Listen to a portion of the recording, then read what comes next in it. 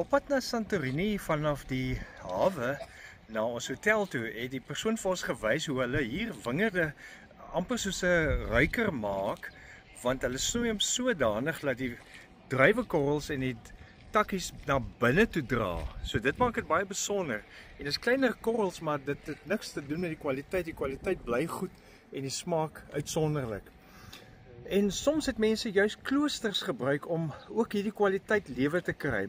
Agter my is die klooster van die heilige Sint Nicholas en dis waar mense ook by mekaar kom. Is een van die groot landsmerke hier by Santorini. En 'n klooster is 'n plek waar mense onttrek om weer bewus te raak van waar is ek? Waar is ek in my verhouding met God? En dis ook tyd wat 'n mens in jou lewe kan vra vir jouself, en jy het nie klooster daarvoor nodig, jy kan dit by die huis doen. Wys my die dooie goed wat ek my lewe uit moet haal. Wys my wat 'n goed vrug dra en wat ek moet los sodat meer vrug kan dra. En wat 'n pynvolle ervarings wys vir my, die seisoen is nou verby. Ek moet nou met 'n nuwe seisoen aangaan met God se hulp. Jesus gebruik nogal juist die beeld van die wingerdstok en die boer.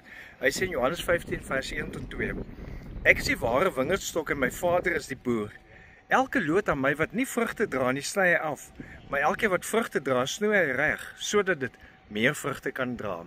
Weer gesê, jy het nie 'n klooster daarvoor nodig nie, jy het kommunikasie met God nodig. En op hierdie manier groei jy nader aan God. Leef geïnspireerd.